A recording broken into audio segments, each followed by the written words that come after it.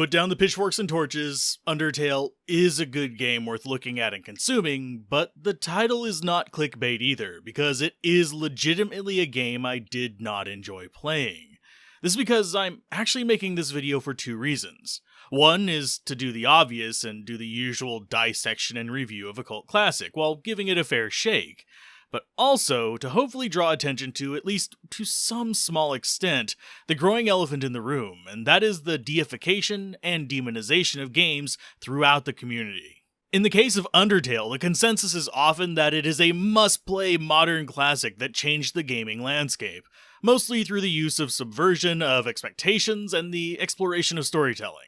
The thing is, as it is with pretty much any media that people think is a must-consume piece, or even a must-avoid piece, is that sure, they can overall be at a quality level deserving of that positive or negative attention, but it is still fine for people not to feel the same way about them as you do. And personally, I felt, after the situation in the comments on the Baldur's Gate 3 review, that it was time to broach this subject. And what better situation than on another beloved title that some people seriously enjoy, while others absolutely hate it. And thanks to Undertale's subversion of expectations, this contrast can be drawn so much clearer than with more true-to-genre classics. Starting out, let's begin on what I feel is the game's highest note, the story. And in the case of this title, it's not that it's masterfully written or some grand theatrical piece, but rather how it involves the medium itself, video games, and the storytelling.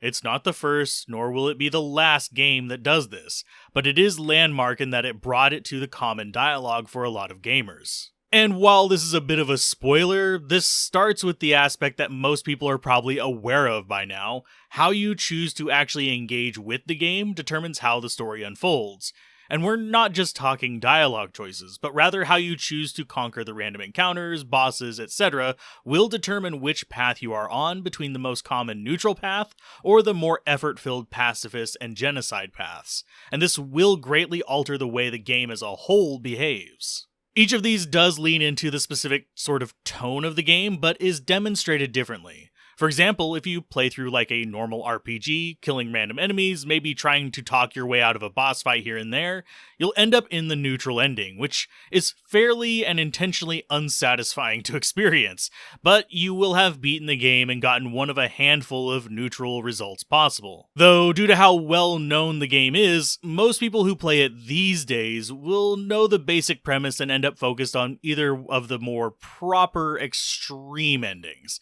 For most the B-roll in this, it was captured on the pacifist run, though I did also make my way through a proper genocide run recently as well, just for completion's sake. I just had enough footage at that point to show off the gameplay proper, so I didn't waste the hard drive space on more than a bit of it. So on the pacifist run, you go against the advice of the very first encounter you have. You avoid the love pellets, you talk your way out of problems, and you avoid killing or gaining levels, at least throughout the entire game. The story ends up with a lot of friends, a lot of feel-good moments, and monsters cheering you on, and also getting reprimanded by the flower you met at the very beginning. Now, if you slipped up and did a little bit of murder, you can still get an ending that will let you get true pacifist, but to get true pacifist, you'll have to start entirely over from the beginning, not killing anything on the same save file. If you did successfully get to this ending without hurting anyone, and beat what is funnily called Photoshop or Omega Flowey, and these strange shenanigans that involve everything from crashing the game to manipulating your save, you actually can load back into your save after this and finish all the friendship and post-game dungeon goals to get the true pacifist ending, which is your happy and canon ending to the title, at least if you consider Deltarune to be a proper sequel. Now, to do the pacifist run may sound extremely difficult at first, and while some of the bosses can be a bit tough due to their bullet hell nature, overall it is a much smoother experience. Sure, you have to dodge more attacks total over the course of the run, but they're often easier than the genocide run's battles. Now, speaking of the genocide run, you have to do the exact opposite of the pacifist run. In fact, you have to keep killing in zones until the random battles start to tell you that no one appears. Think of it as a mandatory kill counter before you meet the boss of each region.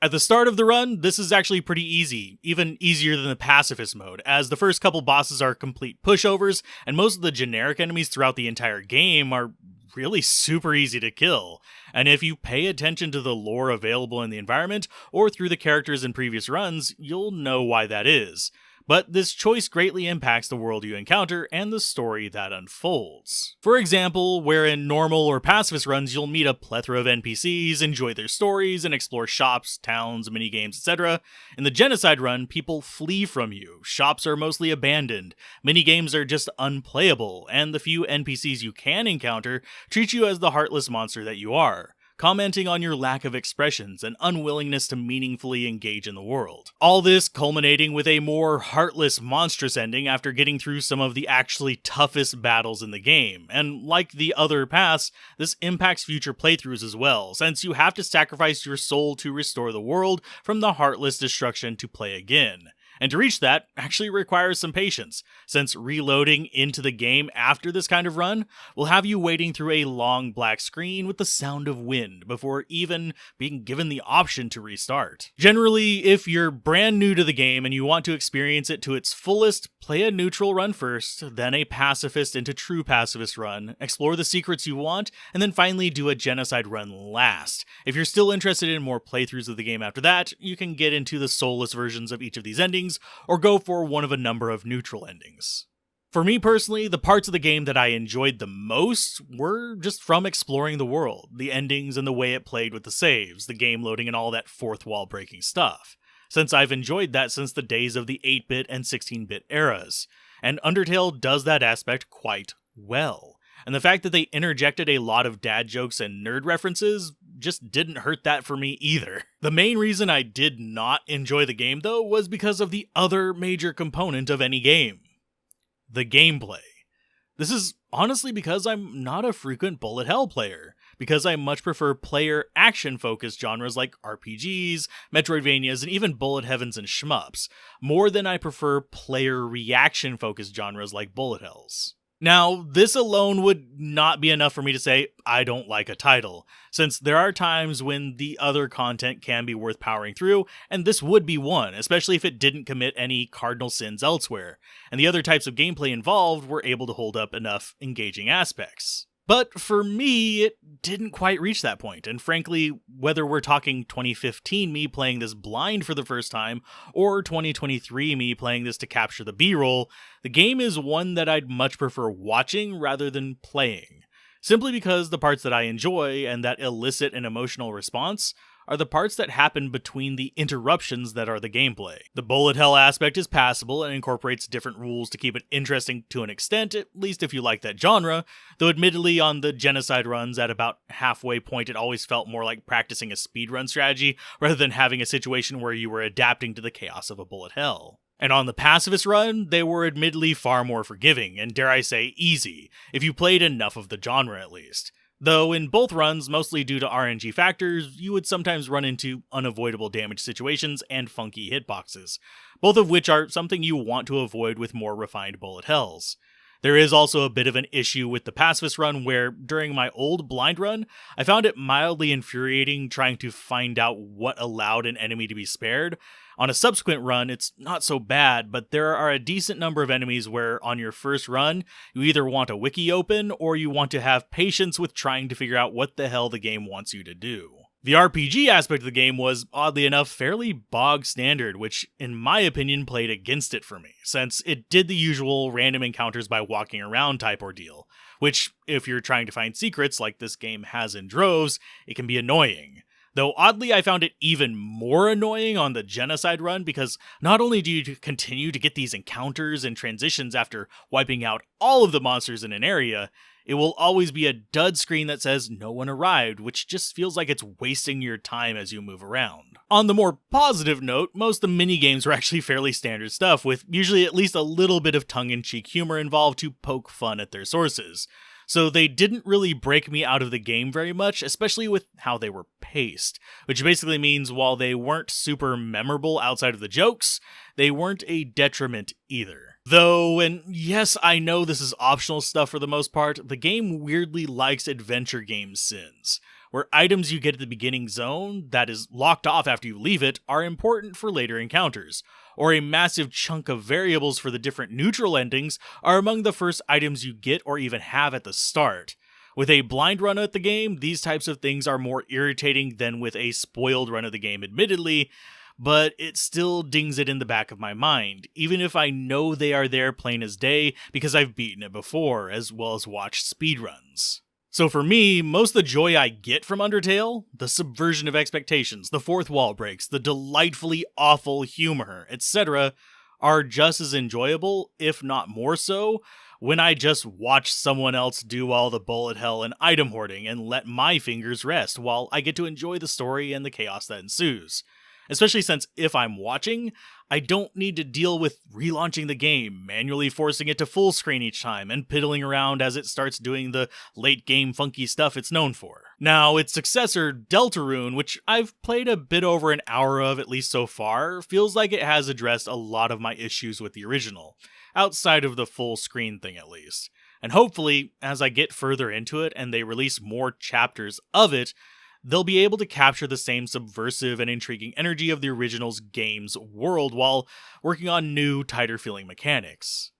It is feeling a lot more like a game that I can look past the bullet hell nature of, at least compared to the original. In both the games, Undertale and Deltarune, it goes without saying that the music is on point, the sounds work for the aesthetic, and even visually it is exceptionally well designed. I know it's weird to call something exceptionally well designed that, at many times, looks like programmer art done in MS Paint while half drunk on cheap rum.